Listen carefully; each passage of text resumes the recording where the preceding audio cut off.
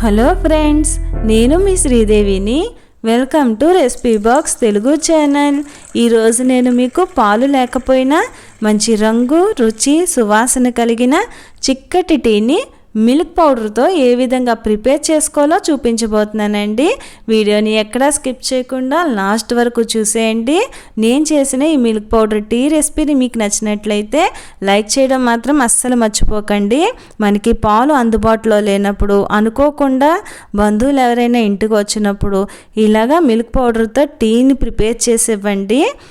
ఈ milk powder అనేది మనం ఏ బ్రాండ్ అయినా తీసుకోవచ్చండి. ఏ బ్రాండ్ మిల్క్ పౌడర్ తీసుకున్నా మనం ఇదే ప్రాసెస్లో టీని ప్రిపేర్ చేసుకోవాలి. ఇక్కడ నేను ఎవ్రీడే మిల్క్ పౌడర్ తీసుకున్నాను.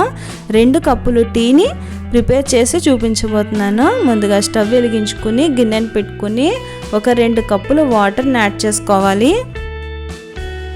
ఫస్ట్ టైం ఎవరైతే మన రెసిపీ బాక్స్ తెలుగు ఛానల్ని చూస్తున్నారో మరిన్ని మంచి రెసిపీస్ కోసం మన ఛానల్ని సబ్స్క్రైబ్ చేసుకోండి. నీళ్లు కొంచెం వేడెక్కిన తర్వాత మనం ఒక కప్పులోకి 4 టేబుల్ స్పూన్లు మిల్క్ పౌడర్ని యాడ్ చేసుకోవాలి.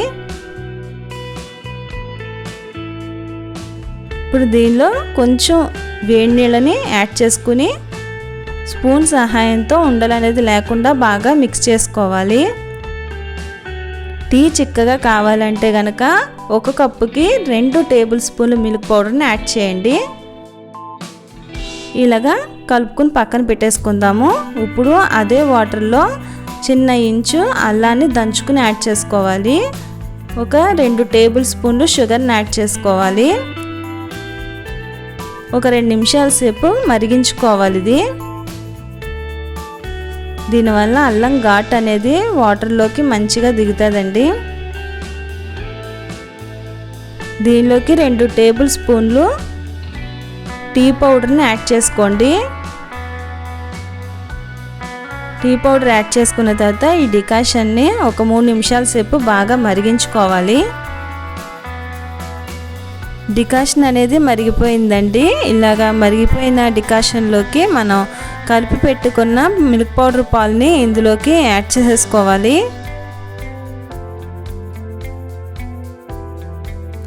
ఈ పాలని యాడ్ చేసేసుకుని మధ్యలో కలుపుకుంటూ ఒక 3-4 నిమిషాల సేపు టీని బాగా మరిగించుకోవాలండి. మన ఛానల్లోని లెమన్ మింట్ టీ వీడియోని కూడా పోస్ట్ చేశానండి. ఎవరైనా చూడని వాళ్ళు ఉంటే డిస్క్రిప్షన్లో లింక్ ఇస్తాను, ఆ వీడియోని కూడా చూడండి. టీ అనేది మరిగిపోయింది. ఇప్పుడు స్టవ్ ఆఫ్ చేసేసుకుందాము. స్టవ్ ఆఫ్ చేసేసుకుని ఒక గ్లాసులోకి వడపోసేసుకుందామండి. చాలామంది టీని కానీ కాఫీని కానీ ఒక గ్లాసులో నుంచి ఇంకో గ్లాసుకి తిరగబోస్తూ ఉంటారండి. అలా అయితే టీ చల్లారిపోతుంది. అలా కాకుండా ఇక్కడ నేను చూపించిన విధంగా చేయండి. టీ అనేది చల్లారిపోదు, టీ స్టాల్లో టీ లాగా కనిపిస్తుంది మనకి.